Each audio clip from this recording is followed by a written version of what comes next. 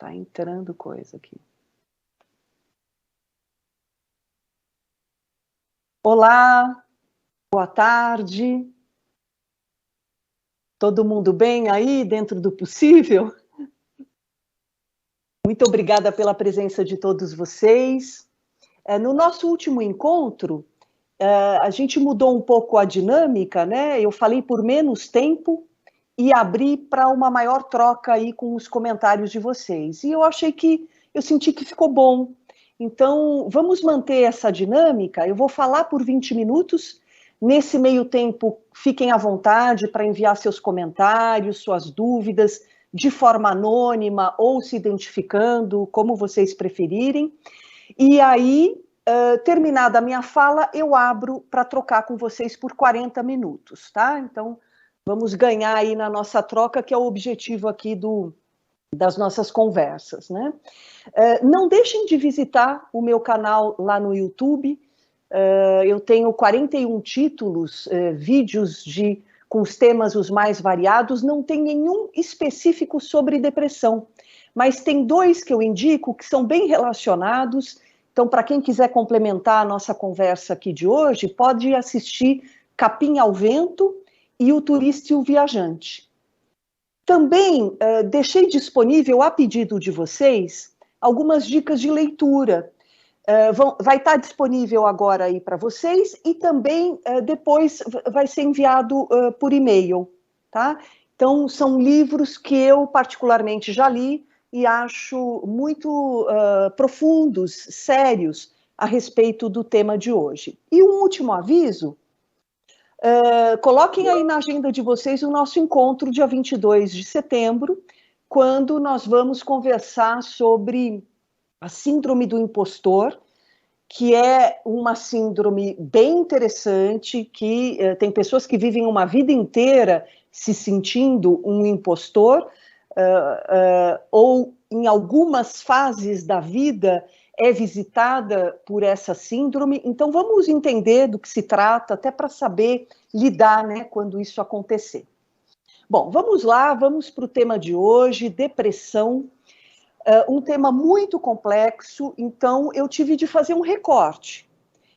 Eu escolhi não tratar da depressão aqui com vocês como um caso clínico individual de pessoas que sofrem de depressão uma vida toda ou que estão no momento de depressão. Eu escolhi não falar disso, mas sim da depressão como uma doença social. Na verdade, um fenômeno social que o mundo está vivendo, né? O mundo inteiro, hoje, o planeta está sofrendo de depressão. Os dados são alarmantes. A depressão hoje ela só perde para doenças cardiovasculares. Para vocês terem uma ideia, em 2020, mais de 121 milhões de pessoas sofriam de depressão. Isso que a gente tem dados oficiais, fora quem nem sabe que está com depressão ou nem tem acesso, né, a tratamentos contra a depressão. Então, a gente estima que bem mais de 121 milhões lá em 2020, e hoje mais de 300 milhões de pessoas sofrem de depressão no mundo. O Brasil, ele é o 4º país do mundo com depressão, com índices alarmantes de depressão e ansiedade, né? É a doença hoje de maior incapacidade no planeta, né? E o Brasil é o 4º país do mundo, né, nesses indicadores, só perdendo para a Índia, China e Estados Unidos. E um dado interessante, na pandemia, esses indicadores de depressão no Brasil subiram 40%. 40%. Só no período da pandemia.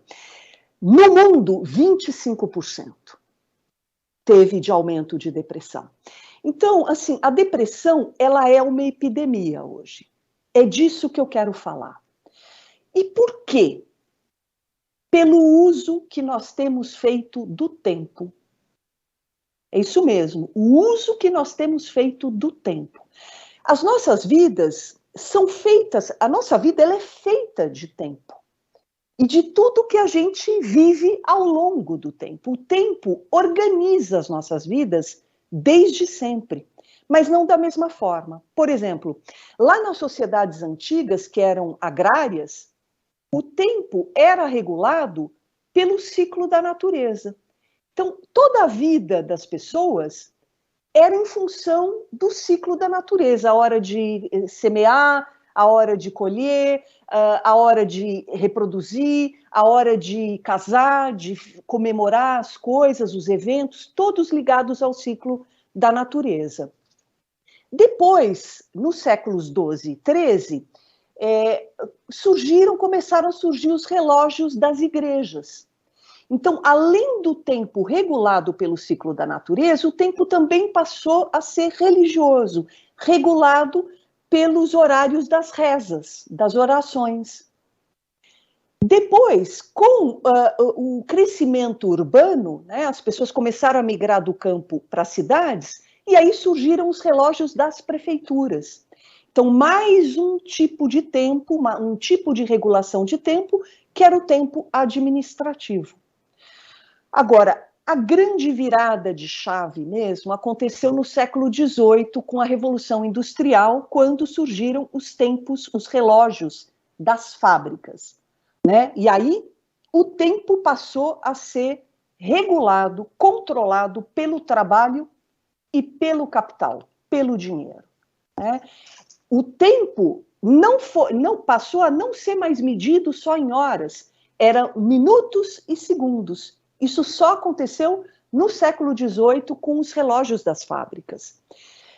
Tem até um filme famoso do Charlie Chaplin, de 1936, chamado Tempos Modernos, que ilustra bem como nós passamos a viver, a correr contra o tempo, a viver contra o tempo e a não sermos mais donos do nosso tempo. Nós passamos a ser escravizados pelo tempo.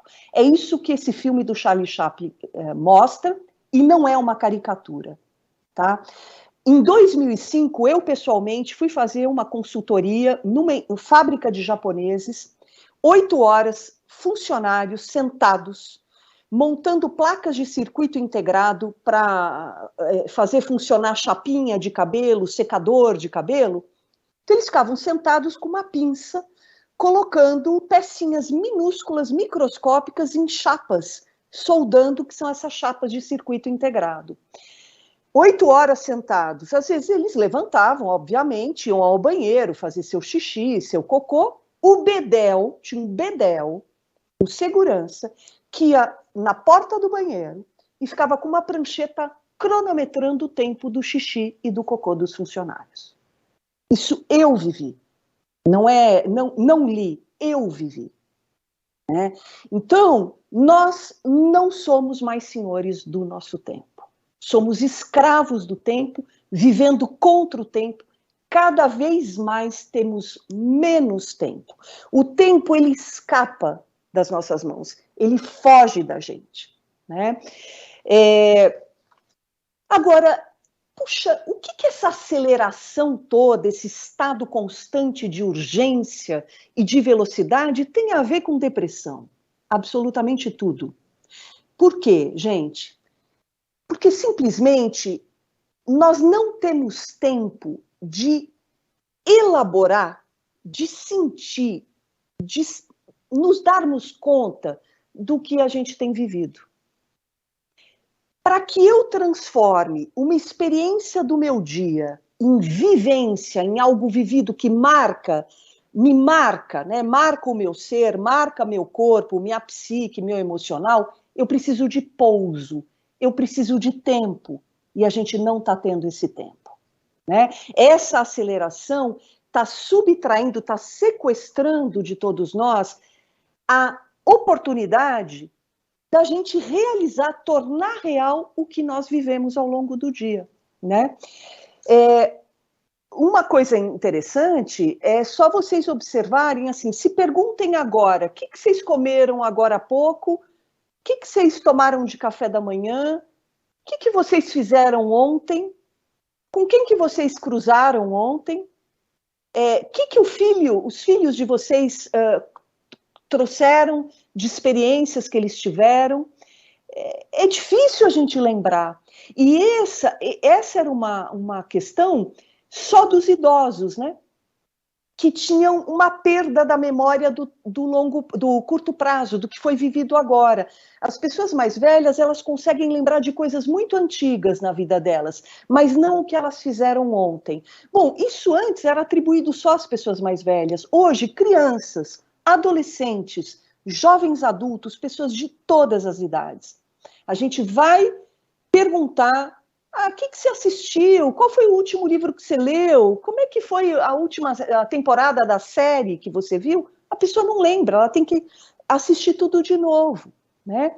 Então, nós estamos, além de não estarmos conseguindo marcar o que foi vivido, nós estamos ficando desmemoriados, todos desmemoriados. Por quê?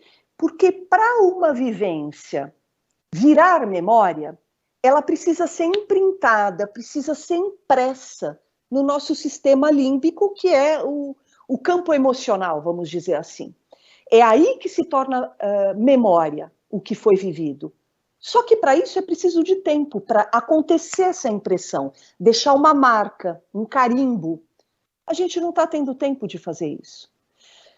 Então, todos nós, a gente está fazendo, de maneira acelerada. Chega no final do dia, é essa sensação muito comum, muito familiar, né? De fazer. E o que foi mesmo que eu fiz? Parece que eu não fiz nada, mas estamos exaustos. Ao mesmo tempo, estamos exaustos. É uma exaustão que não passa, que não tem fim. Eu começo a atender na clínica toda segunda-feira, logo de manhã. É impressionante, e isso é de um tempo para cá, que as pessoas estão chegando na segunda-feira na terapia, logo cedo, dizendo: eu estou exausto. Nossa, como eu estou cansada, em plena segunda-feira de manhã. Né? Então, é uma exaustão sem fim, né?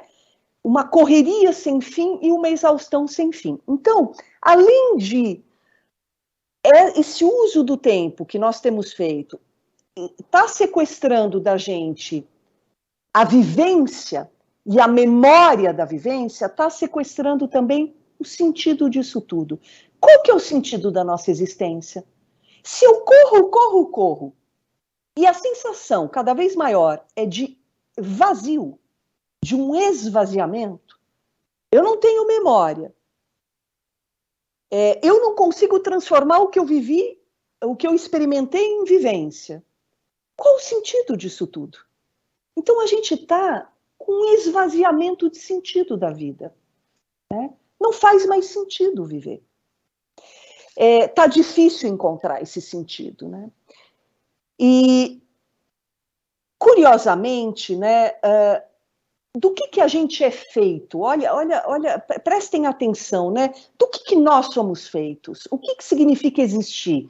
Significa eu colecionar ao longo da minha vida experiências, vivências que façam sentido para mim, que eu consiga me lembrar. Se a gente está perdendo isso, a gente não consegue existir, não consegue ser. Aí entra a depressão. Por isso a depressão está diretamente ligada a isso. Né? Depressão é não poder ser. Depressão é opressão. Quando eu me sinto oprimida, porque eu não consigo ser quem eu sou, eu deprimo.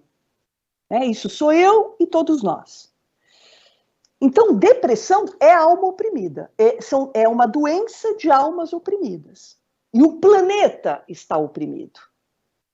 E o pior de tudo, gente, é que continuam prometendo para a gente uma grande mentira, que é a seguinte: faz logo, corre, bata recordes. Esse é o grande valor. Corra, faça logo, comece logo, acabe logo, bata recordes, performe, dê o melhor de si cada vez mais. Não para, que você vai chegar lá. Lá onde? Lá onde que a gente vai chegar? psiquiatras e farmácia para comprar medicação. É lá que a gente está chegando. Pessoas de alta performance estão com depressão, né? Esportistas, vamos ver aí os esportistas, recordistas com depressão. Funcionários executivos de grande performance, de alta performance, com burnout, depressão e síndrome do pânico. Né? Então, é uma grande mentira que estão contando aí para a gente. Eu não estou falando, que fique claro, que para a gente realizar, tornar real coisas na vida, é preciso esforço. É preciso sim. Nada acontece fadinha, pilim-pim-pim. É preciso esforço. Mas não é disso que a gente está falando. A gente está falando de uma correria danada, de um estado eufórico danado, de uma aceleração sem fim, de um estado constante de alerta e de urgência. É disso que eu estou falando aqui. É isso que está nos adoecendo, né? Então, essa mentira que estão contando para a gente e que a gente precisa parar de comprar, né? Senão, vamos ficar retroalimentando essa história toda. Tem até um livro que eu esqueci de colocar aí nas minhas indicações, que ele é pequenininho, fino, que é de um filósofo sul-coreano, que chama Shu Han. O livro se chama A Sociedade do Cansaço. Olha que título interessante. A Sociedade do Cansaço, que é essa nossa sociedade global, em que todos nós estamos vivendo, né? Então, leiam esse livro também, que ele é bacana. Bom, além dessa aceleração toda e dessas promessas mentirosas que o sistema tem nos feito, né? Tem uma outra questão, que eu chamo de o imperativo da felicidade, né? A seita da felicidade, do pensamento positivo, que diz pra gente que, puxa, vamos ser felizes, pô, a vida é maravilhosa, fitness, todo mundo numa corrida maluca para ser jovem, bonito, rico, família Doriana reunida, né? Cada vez mais compra, mais dinheiro, mais status profissional, mais consumo. E a grande maioria que não consegue viver assim, nesse estado eufórico, né, de uhul, né, a grande maioria que não consegue viver assim se sente como? Tem algo de errado comigo. Tem algo de errado comigo, se sente culpada, porque não consegue se encaixar nisso, né? Então sente que tem algo de errado. E essa é uma grande mentira também. Por quê? Porque a vida real não é assim. A vida real não é assim. A vida real é maravilhas acontecendo e coisas difíceis acontecendo. Tudo isso junto ao mesmo tempo. Felicidade plena, como um lugar que eu chego, felicidade, paz, completude, essa é uma grande ilusão. Só compra quem quer. Porque a vida real não é assim. A vida real é isso aqui, ó. É turbulência, né? Você se sente bem, você se sente feliz, puxa, aqui é onde eu quero estar, de repente acontece um problema, tem uma tensão, vida é tensão constante. Né? Bom, e o que está acontecendo? Os imperativos da felicidade, né, a grande seita da felicidade, vem dizer, puxa, se você não se encaixa, se você não consegue ser feliz o tempo todo, né, e curtir a vida, para de pensar em problema, para de pensar negativo, pô, vive a vida é tão curta, né? Quem não consegue fazer isso é patologizado. Pô, você tá com depressão. Pô, você não... Cadê? Pô, vamos lá, vamos brincar, vamos ser felizes. Aí eu não consigo, né? Puxa, você está com depressão, você está com algum problema. Então, as pessoas que não se encaixam nesse estado eufórico estão sendo diagnosticadas precipitadamente como depressivos. O depressivo, ele se tornou muito mal visto. São figuras desagradáveis, né? Por quê? Porque eles trazem uma notícia que é o seguinte, está todo mundo muito alucinado. Né? Vocês estão com problema. né? Mas parece, os depressivos são mal vistos. Pô, o cara estraga prazer, né? Pô, que pessoa pesada. Nossa, chego perto, pesada, né? Então são pessoas que não conseguem entrar nessa teia de ilusão e de euforia. Tanto é que os depressivos, eles são mais lentos, tidos como preguiçosos. Eles são mais lentos. Por quê? Porque eles resistem à aceleração. E nesse sentido, tem um aspecto de saúde. Eles não estão, os depressivos não estão conseguindo acelerar, não estão conseguindo entrar nessa doença social, né, que é a da aceleração. No final, a depressão está sendo chamada da grande doença, mas não, é a aceleração que está provocando isso que é a grande doença. Né? Hoje é antidepressivo para tudo. Então, estamos todos sendo medicalizados, patologizados, é antidepressivo para tudo. Uma informação importante, eu não sou contra a medicação, pelo contrário, eu acho muito importante, mas depende do caso, né?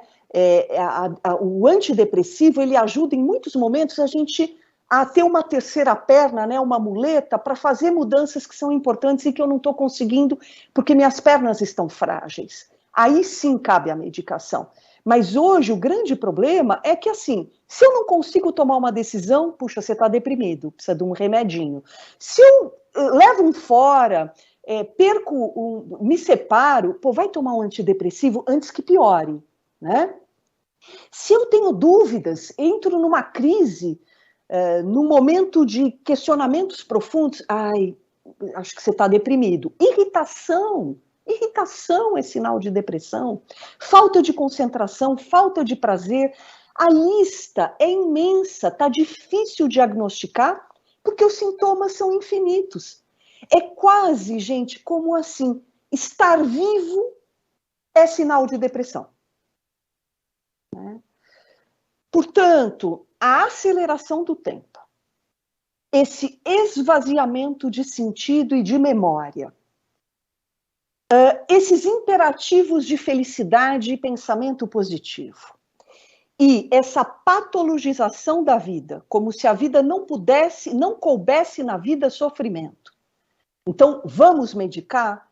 Esse tem sido o combo que está retroalimentando essa grande epidemia planetária de depressão. Puxa, Patrícia, mas e aí? O que fazer? Primeira coisa, gente, é nos conscientizarmos disso. Né? Tirarmos os véus, abrirmos os olhos e prestarmos atenção nisso que está acontecendo. Para isso, é preciso desligar o piloto automático. Né? Parar de ficar refém desse rolo compressor e prestar atenção na loucura que está acontecendo, nesse estado eufórico que a grande maioria está vivendo. Se observar mais. É muito importante se observar. Observar como você está com pressa de começar algo para logo acabar este algo. Ou seja, o quanto você nem está se permitindo atravessar a experiência, parar, pensar. Puxa, como é que essa experiência me afetou? O que isso diz a meu próprio respeito? Por que eu vivi isso? O que isso me ensinou?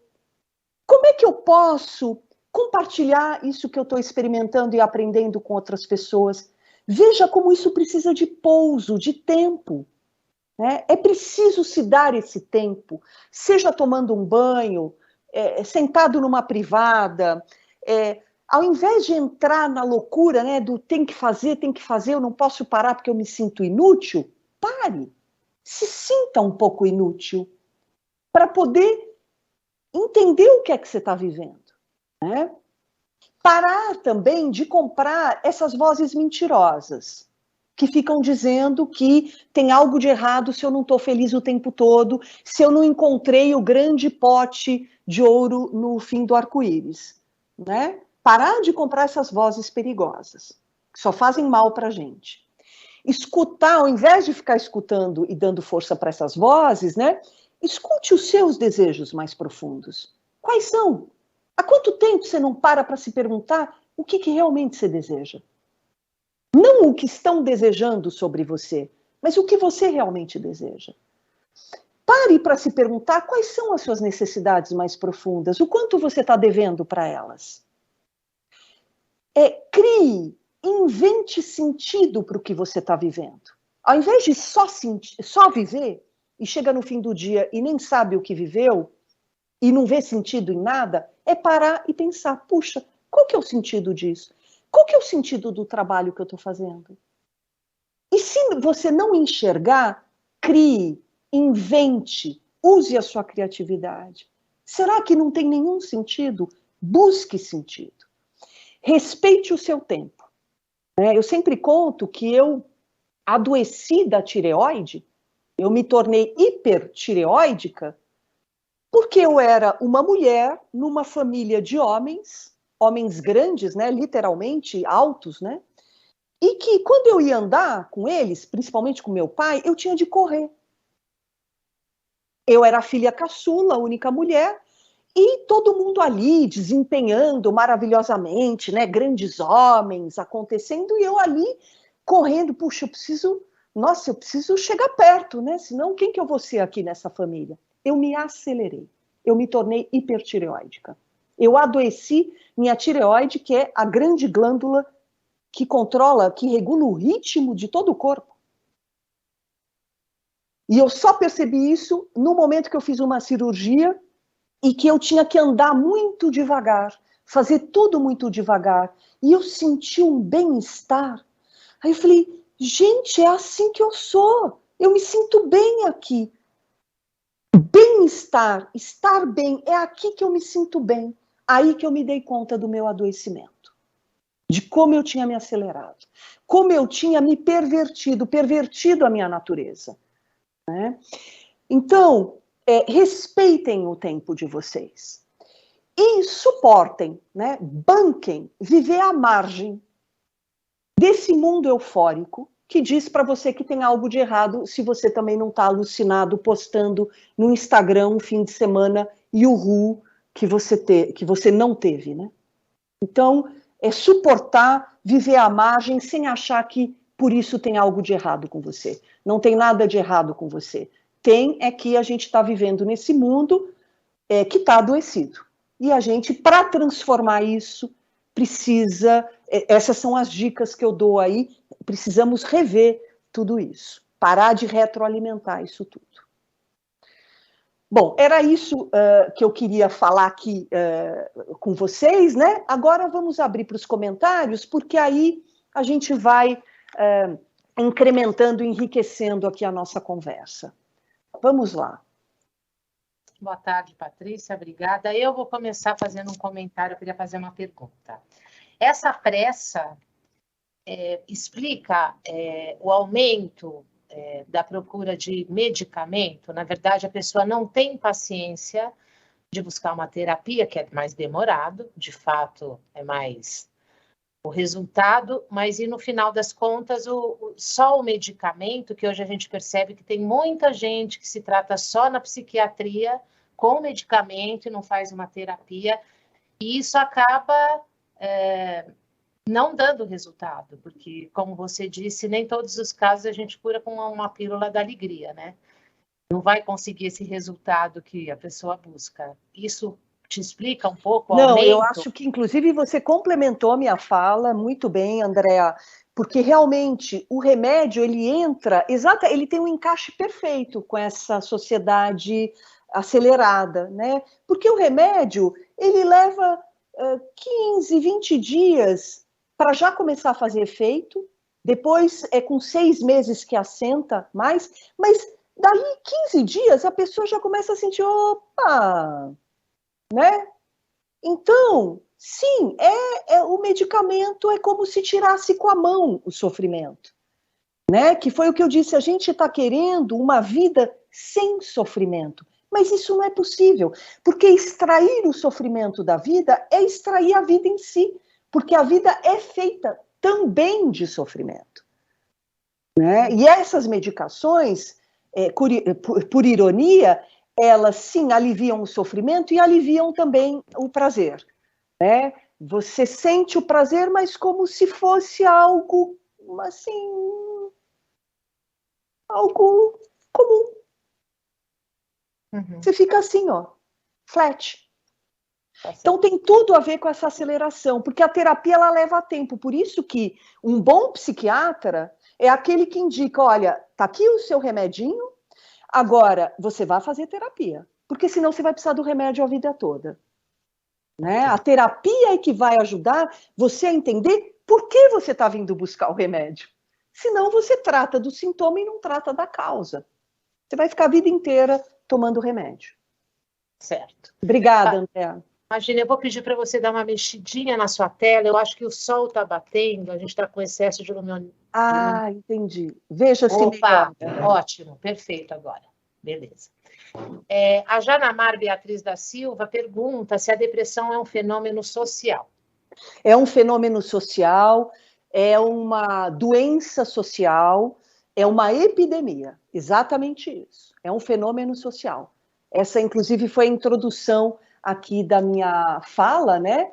Porque o planeta está deprimido.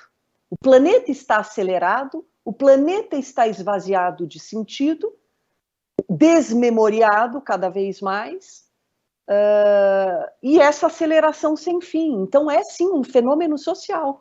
Por isso que eu escolhi fazer esse recorte, para que todo mundo possa se identificar com isso. E não o recorte da clínica, do que é uma pessoa deprimida, possíveis causas de uma depressão individual. Não, todos nós estamos nesse barco. Né?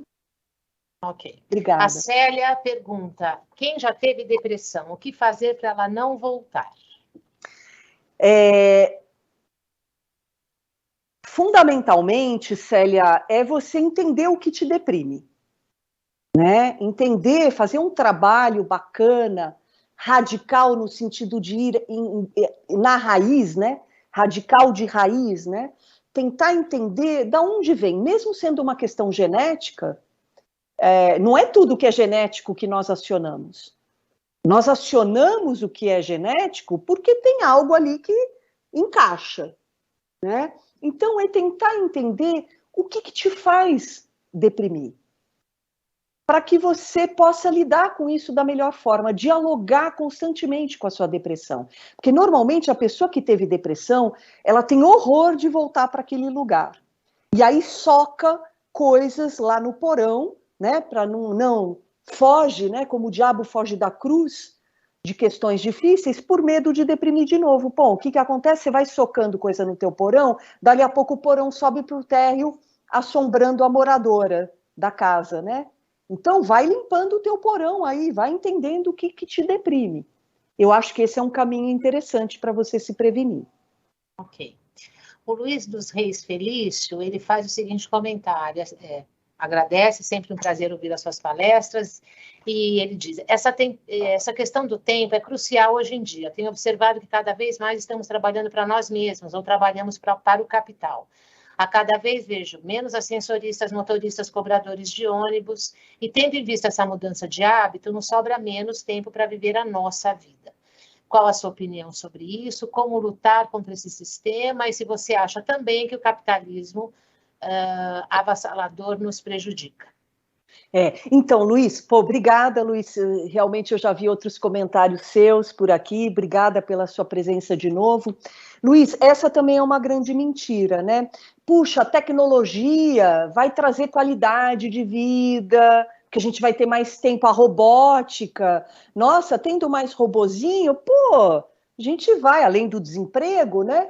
Vai ter a notícia boa aí, uma notícia boa, que a gente vai ter tempo. Tá, a internet surgiu na década de 80, 90. Aonde que você está tendo tempo? A gente está tendo cada vez menos tempo.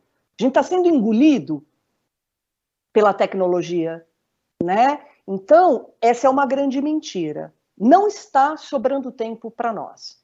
Se nós não abrirmos picada aí nessa mata densa, não vamos ter tempo. Pelo contrário. Né?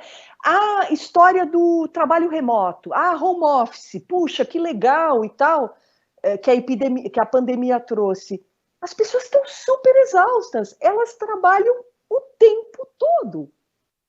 Olha, insônia é uma coisa que está, assim, assustadora, né?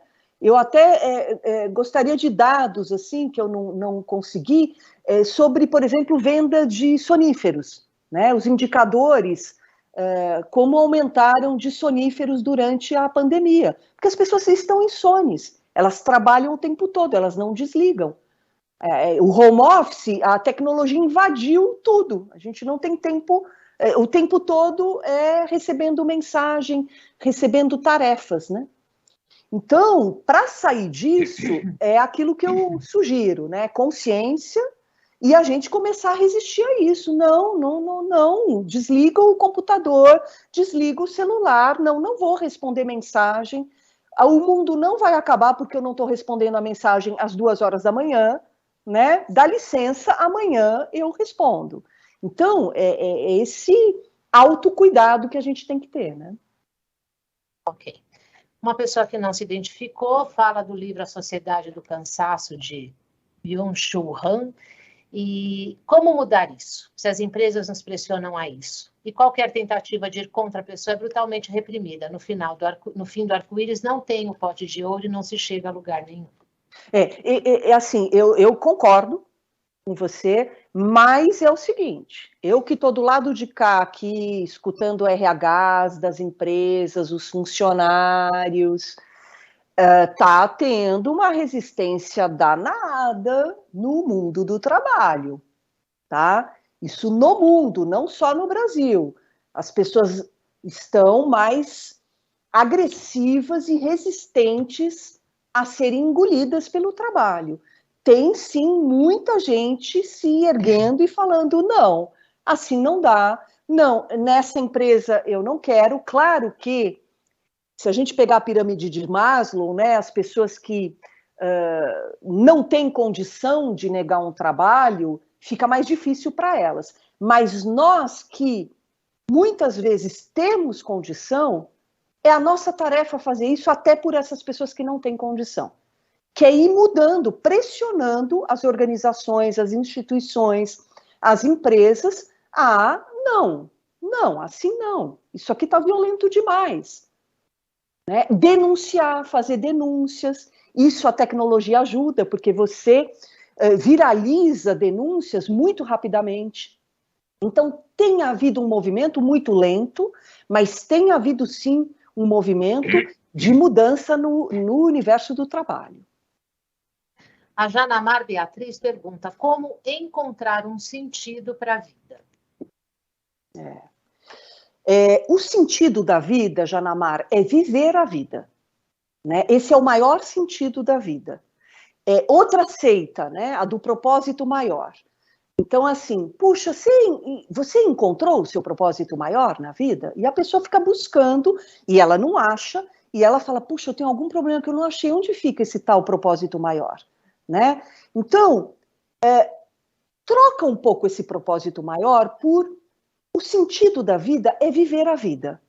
E para eu viver a vida, eu preciso pousar nas experiências que eu tenho ao longo do meu dia.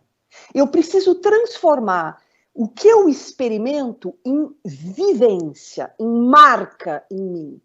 Então, foram aquelas dicas que eu dei de você parar em algum momento do seu dia, no meio ou no final, você vai lá tomar teu banho, vai lá, senta lá no trono um pouquinho, 5 minutos que você faça isso já vai te ajudar.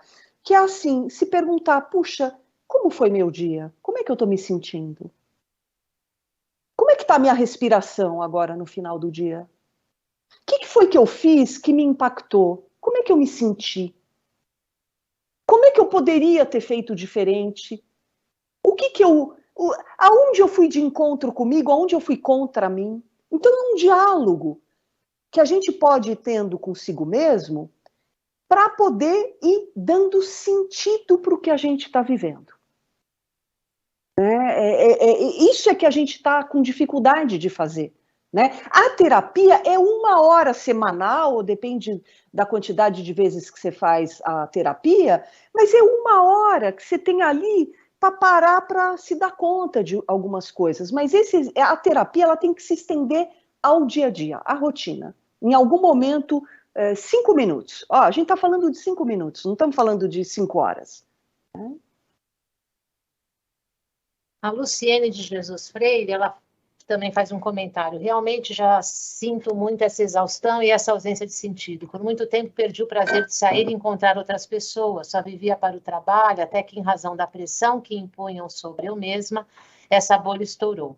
Recentemente estou buscando me reencontrar nas pequenas coisas, voltando a viver e apreciar as pequenas coisas. Ai, que bacana, Luciene.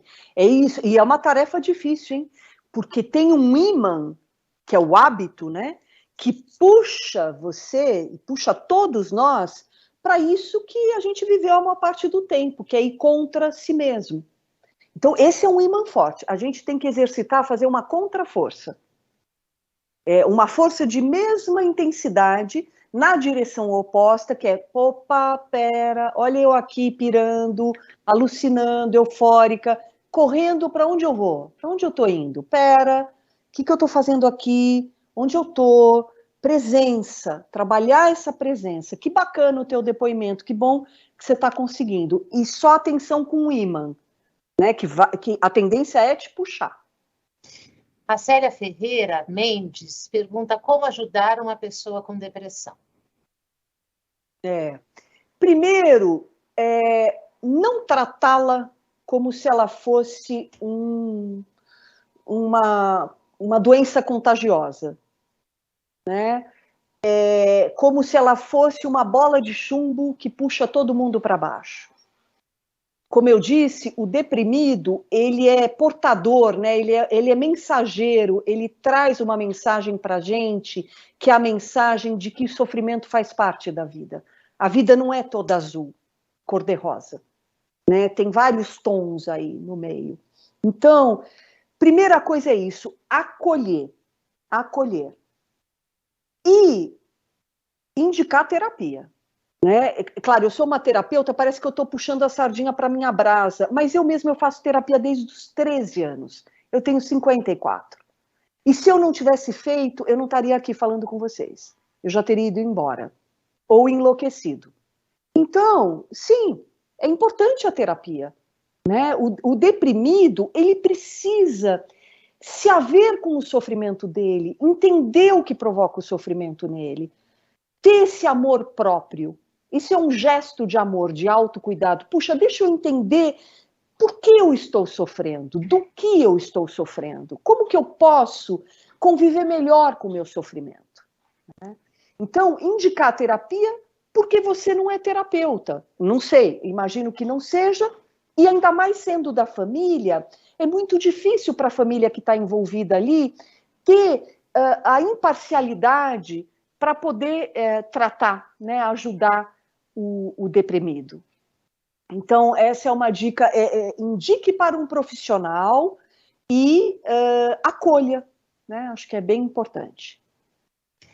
A Lucemir Aparecido de Oliveira Ramos, ou Lucemir. Como diferenciar a depressão da personalidade? Ou a pessoa que possui alguma dessas características é sempre depressiva mesmo? Essa é uma pergunta esperta sua. É difícil. Ainda mais, Lucemir, nesse estado eufórico social falso que a gente está. Né? Fica difícil, porque quem é um pouco mais quieto, quem não está jogando esse jogo, quem não está nessa vibe, né, nessa sintonia da euforia, já logo é visto como depressivo. Então, é difícil. Por exemplo, alguém que é mais introspectivo, né? Alguém que é mais contemplativo, você vai dizer que é depressivo? Não. A pessoa é mais na dela. A pessoa, ela contempla mais. Não é um sinal de depressão, mas é muito sutil. Né? Ainda mais que, como eu disse, os sintomas são infinitos agora. Então, qualquer pessoa viva, que está viva, está depressiva. Porque irritação todo mundo tem. Falta de prazer todo mundo tem. Dificuldade de decidir todo mundo tem. Turbulência na vida todo mundo tem. né? Dificuldade de olhar para o mundo como está e falar, ai, que show! Nossa, a gente está indo para o paraíso? Não dá. Então fica difícil, né? Está muito difícil saber o que é e o que não é. Mas eu acho que é uma pergunta, que é o que eu proponho aqui, né? Já que eu estou trazendo como um fenômeno social, que cada um tem de se fazer. Não dá para mudar o mundo, mas dá para a gente fazer a nossa parte, porque isso vai, como numa reverberação, quando eu jogo uma pedra num lago, que por ondas vai chegando até a margem, eu fazendo a minha parte, eu também vou reverberando isso para a minha comunidade, para a minha família, para os meus amigos, né? E vou fazendo uma movimentação interessante social. Eu acho que é isso que cabe para a gente, para conseguir discernir. Cada um é um fórum íntimo, portanto. Cada um se perguntar, pô, onde que eu estou nessa história da depressão como um fenômeno social, né? O Vinícius Campos, ele diz o seguinte: a pandemia, agregada ao fato de eu não ter tido expectativa quanto à nomeação, que há 9 meses, graças a Deus, deu certo, me deixaram muito mal. Engordei 40 quilos em 1 ano e pouco. Eu já não consigo mais ser feliz com o meu físico, mas não consigo sair e fazer as coisas, sabe? Parece que tem um bloqueio, tenho vergonha das pessoas me olharem. Sei lá, não consigo explanar. Olho no espelho, não me vejo de um jeito numa hora, na outra me vejo enorme, diferentemente do que me vi no outro período. Há um nome para isso? Não há? Vinícius. Puxa, bacana você estar trazendo esse teu depoimento, né? E veja, esse é um exemplo do que você está vivendo, dessa seita fitness, né? Dessa onda que todo mundo tem que ter o mesmo corpo, né? Você vai lá nos vestiários de academia, todo mundo com o mesmo corpo, ficando com o mesmo rosto, com o mesmo peito, com o mesmo bumbum, com a mesma... né? Tudo plastificado, né? Tá tudo muito se homogeneizando, né? Então, você que, por uma dificuldade tua, por um sofrimento, somado a tendências fisiológicas e tal, mas tem um sofrimento que você está contando aí, você pega e sai deste corpo aclamado socialmente, desse corpo validado. Então, você se torna invalidado. Você está comprando as vozes do mundo, Vinícius. E eu sei que é difícil não comprar. Mas é importante você arrumar um jeito aí dentro de você, Vinícius, de resgatar aquilo que existe dentro de você para além do teu corpo. Você não é só o seu corpo. O seu corpo é algo muito importante na tua vida, mas você vai além deste corpo. Então, o que tem além deste corpo? Cadê a sua história de vida? Olha para a sua história toda. Eu não sei a sua idade, mas olha para a sua história toda. Será que você não fez nada que te valide para além do teu corpo de 40 quilos a mais? Porque se você começar a se validar, você vai encontrar também pessoas que vão validar você. E que vão querer estar com um cara 40 quilos mais gordo, né? E que vão conviver e vão estar aí com você. Porque eu imagino como você deva estar se sentindo sozinho, né? Você está aí se isolando, provavelmente. O que muita gente está fazendo, né? Não só quem engorda, mas os anoréxicos, as bulímicas, as anoréxicas, né? Que é mais uma doença feminina, né? De mulheres. Mas, puxa, eu imagino o seu sofrimento, viu? Mas você... acho importante você inventariar um pouco, resgatar você, para você descolar um pouco desse corpo e dar a oportunidade de você ser além dele, para além dele. Enquanto, para isso, graças a isso, talvez você consiga se fortalecer um pouco e se movimentar, porque assim, quando a gente engorda, não tem segredo. Tem que diminuir a comida e se movimentar, né? Não tem segredo. Fechar mais a boca. Para isso, você precisa ter prazeres em outras coisas, que não só a comida. Então, descobrir outras formas de se alimentar que não só pela comida, a gente não come só comida, a gente come fantasia, imaginação, desejos, né, sentidos diferentes, criatividade. Procure um hobby, algo que você possa fazer com as mãos, que ajuda muito nisso, nesse seu processo, para você poder sair dessa história, ter força, né, para ir fazer seus movimentos, que você vai ter que se movimentar, não tem jeito, né? A Hilda Amália Guedes fala o seguinte: boa tarde, Patrícia, como sempre, você é o máximo, todos achamos, viu? Direto ao ponto e relatando exatamente o que tem sentido. Não fixo em mim a vivência dos fatos, mesmo das coisas boas. E esse vazio que acaba ficando dentro de nós leva à depressão, à falta de sentido que a vida tem. E ao tentar encontrar espaços, não vejo luz no fim do túnel. Se não fosse uma crença em que me apoiar, seria ainda mais difícil. Como descobrir essa essência da vida de que realmente precisamos, além da psicoterapia e medicamentos? Olha, Hilda, acho que falamos algumas vezes aqui disso, você veja, né, seus colegas aí trazendo a mesma questão, né, como que a gente faz para, no meio dessa loucura toda, encontrar algum sentido? Você vai ter de criar, né? Criatividade, criar. E para isso vale a dica também que eu dei para o Vinícius, né?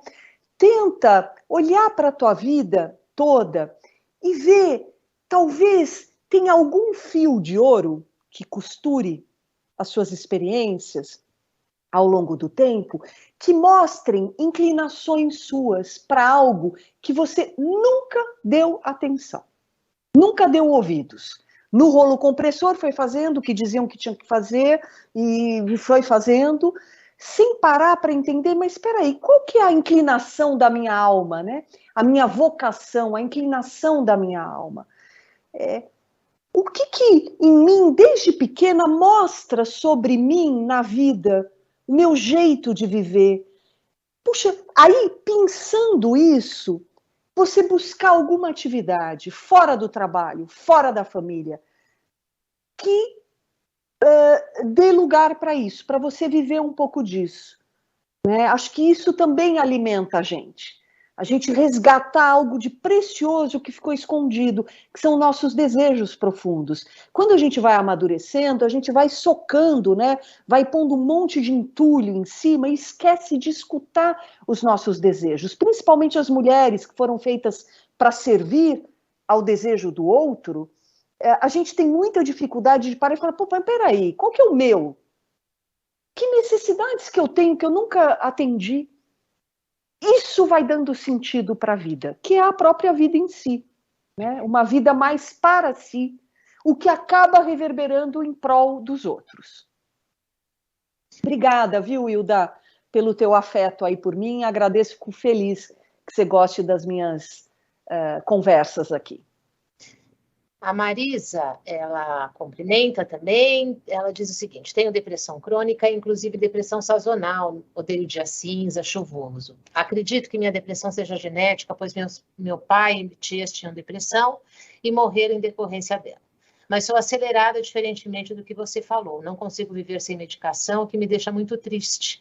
Entrei na terceira idade e acho que o envelhecimento tem piorado minha tristeza por perceber o que não fiz e que não dá mais para fazer, embora tenha muita vontade de fazer várias coisas ainda. O que você poderia dizer a respeito disso? Ela diz também que desde os 9 anos tem a doença autoimune, tiroidite de Hashimoto. Minha depressão pode ter alguma coisa a ver com isso também? Pode sim, pode sim. Tanto que, por exemplo, na minha clínica, quando eu vejo alguém mais down, assim, a primeira coisa que eu falo é como é que está a sua tireoide? Vai fazer exame de tireoide, vai medir os hormônios tiroidianos. Porque sim, o hipotireoidismo e o hiper, tá? Se encontram no mesmo lugar, que é uma desregulação do ritmo, né? O hipertireoídico é hiperacelerado, o hipotireoídico é mais lento. Então, se confunde sim, são doenças, a tireoide, ela adoecida, ela pode se confundir sim com depressão. Agora, veja, você trouxe a informação da genética da depressão, né, na tua família. Mas, como eu disse, não é tudo que é genético que você aciona. Você acionou esse bichinho, né, aí que você herdou, porque tem algo aí em você, nas escolhas que você foi fazendo ao longo da vida, que deu match, né, casou aí com esse gene depressivo, com essa tendência à depressão. Então, é autoconhecimento. Eu sei que você fala para além do autoconhecimento, mas assim, a depressão, ela é uma doença da opressão do ser. É alguém que não está conseguindo ser quem é. Então, para a gente poder ser quem a gente é, a gente precisa se descobrir, tirar os entulhos, tirar os desejos, as expectativas dos outros sobre nós, que a gente normalmente fica vivendo em função para satisfazer isso, né? Então, buscar e entender, você mesma falou, puxa, tem coisas que eu quero fazer e eu tenho medo que não dê tempo. Então, para de se ocupar, de se preocupar, na verdade, com o tempo que vai acabar e use seu tempo agora para realizar, se não da forma ideal, que não vai rolar, da forma como é possível dentro dos limites do real. O que é possível você fazer ainda? Cuidado com a idealização, tá? Com essa coisa do, mas eu queria, tá, não dá para ser assim? Como é que dá? Pega em essência qual é o seu desejo, a partir do que você sente que quer fazer. E traz isso para você e para o real, o que é possível eu fazer? Né? Então, é sim um exercício de autoconhecimento, para a gente poder ser quem a gente é, né? Essa é uma tarefa de vida toda, viu, Marisa? A gente descobrir quem a gente é, né? E validar, e honrar, e ir de encontro, e não largar a própria mão, né? Para poder ser quem a gente é. É uma tarefa de vida inteira. O Leandro, ele faz o seguinte comentário: in medio virtus est. Como conseguir esse meio termo entre a velocidade e a exigência necessários ao bom desempenho e o saborear a vida? Ter uma rotina e um planejamento realista ajudam? Ajuda, mas contanto que seja um planejamento que dê margem para manobra de transatlântico. Um bom planejamento é aquele que tem margem para os imprevistos da vida, né? Porque a vida é imprevisível, né? Eu estou aqui agora, eu posso... Pode, sei lá, acontecer alguma coisa, né? Caiu o sinal, não precisamos ir muito longe, caiu o sinal, né? São imprevistos. Então, é legal sim planejar, mas sempre com margem de manobra, né? Para poder navegar aí no que aparece na vida. E, de novo, eu acho que a gente é muito educado a não se escutar, né? Porque a nossa educação toda é escutando o que os outros falam. Primeiro a mãe, o pai, a escola, padre, os políticos, a sociedade, todo mundo falando. E aí a gente não se escuta em relação a essas vozes do mundo. Por isso eu indico o vídeo Capim ao Vento, que eu falei lá no início, lá no meu canal do YouTube. Exercitar ser capim ao vento. Então o vento fica batendo, as vozes do mundo, dizendo quem a gente tem que ser, e a gente fincar o pé no chão e falar assim, criar raiz como um capim, que é difícil de arrancar, e falar, pô, peraí, tá, o mundo espera isso, mas e eu? Qual é o meu desejo? Eu acho que uma grande chave para tudo isso que a gente está falando é escutar os próprios desejos. Mas como que faz para realizar, né? Porque tem a pressão, tem coisas que não dá. Puxa, use a sua criatividade, né? Cuidado com a idealização, porque eu só vou ficar feliz se eu fizer desse jeito. Não, tenta fazer de outro. Tenta fazer como é possível, né? Então, acho que esse é um caminho interessante, Leandro. Obrigada, viu, pelo comentário. O Mona Celso diz o seguinte: boa tarde, excelente palestra. Por que depressão e ansiedade são mais frequentes nas classes sociais mais elevadas da sociedade, maiormente na classe média ascendente? Convivemos na nossa cidade com todas as classes, mas percebemos que os pobres, verdadeiramente pobres, são mais felizes. Quiçá porque não têm muitas aspirações materiais e vão vivendo dia por dia sem pensar no amanhã. Seria isso? Desculpa, eu vou dizer para você que isto não é real, tá? Essa é uma informação muito divulgada, muito falada, inclusive pelos próprios pobres, que falar depressão é doença de rico. Não é verdade. Pelo contrário, quem sofre mais de depressão, quase 80% são de classes mais baixas. Porque se nós, que temos condição de viver melhor, não temos tempo, imagina o pobre que tem que pegar 3 conduções, mais um trem, para ficar 6 horas para mais, para chegar até em casa, para dormir dentro do transporte, para já bater um pique e voltar. Sem dinheiro para comer, com um monte de dificuldade. Então, isto não é verdade. Quem mais sofre de depressão são os pobres. E, às vezes, fica até difícil de medir esse indicador exatamente. Por quê? Porque eles nem têm recurso para buscar ajuda para ser quantificado como dado isso. Mas já é um dado, tá? Quase 80% da depressão é nas classes mais baixas. Viu? Então, cuidado com essa informação, que é uma grande mentira. É uma grande mentira essa informação. Né? Por isso que eu trouxe o tempo, sabe? Mas muito legal essa tua colocação, porque eu não trouxe a renda. É muito legal essa tua colocação. Eu trouxe o uso do tempo, mas é só olhar o tempo que as pessoas mais pobres têm. Nenhum. Vou fazer mais 2 perguntinhas, tá? Tá. O Otávio, ele diz o seguinte: melhorei meu estado de ânimo com melhora de alimentação, exercício físico e procurar dormir melhor. Você concorda que essas atitudes ajudam? Por quê? Ajudam muito, Otávio. Ajudam muito porque você se sente mais encaixado, se sente mais saudável, respira melhor. Mas assim, sem a euforia, doideira, fitness, porque aí também é a depressão, né? A pessoa que fica na academia 5 horas por dia, tem que ir todo dia, se não vai, pira, né? Não consegue parar, isso é adoecimento. Isso aí é compulsão, né? Por isso que eu indiquei o livro Tempos Compulsivos, porque às vezes a gente pensa que compulsão é droga, álcool e comida e chocolate. Não, é sexo, é trabalho, é sapatinho, bolsa, relógio, né? E academia, é uma baita compulsão, jogo, né? Então, sem os exageros eufóricos, alucinados, que são um sinal de depressão, você ir respeitando o seu tempo, respeitando o seu ritmo. Outro dia, por exemplo, eu estava na academia, né? Porque como o Vinícius, eu também engordei pra caramba, né? Então, eu sei que se eu não me mexer, isso não vai ter fim.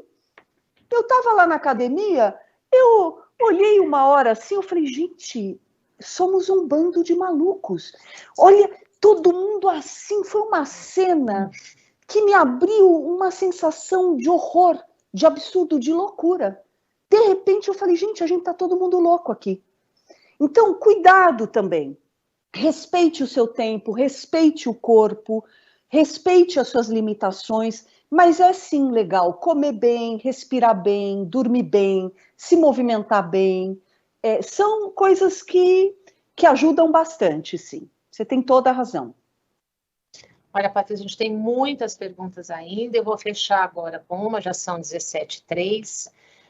A pessoa não se identificou. Como o excesso de velocidade afeta os relacionamentos amorosos? Puxa, você vê que bacana, né? Tanta coisa para a gente falar. Daqui a pouco eu vou falar 5 minutos e abrir para as questões, porque vocês trazem tantos comentários legais, tão ricos. Eu fico chateada aí de não poder ler todos, né? Dialogar com todos. Mas olha, muito legal essa tua pergunta, porque sim, os relacionamentos, imagina, gente, parem, vocês mesmos aqui, que estão aqui comigo, o quanto vocês estão conseguindo escutar a pessoa com quem vocês se relacionam?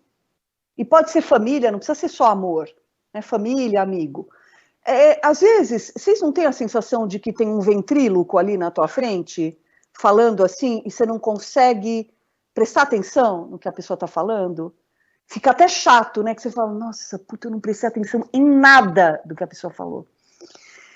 Essa é a aceleração. Por quê? A escuta e, portanto, a relação, a troca com o outro, exige tempo, pouso. Eu preciso de pouso.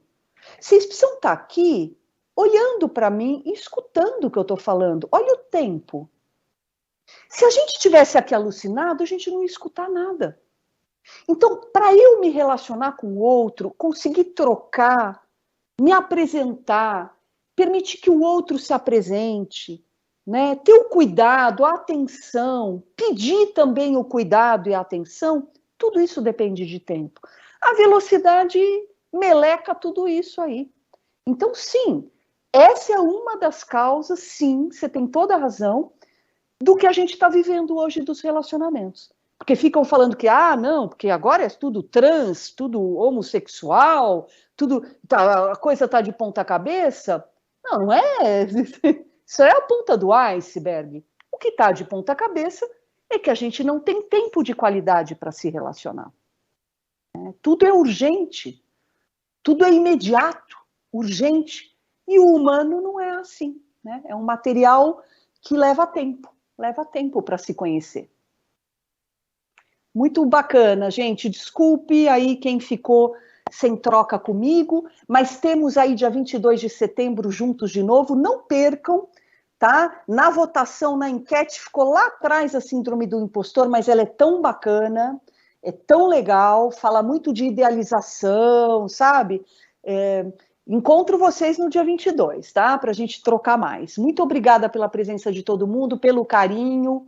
Muito obrigada. Até.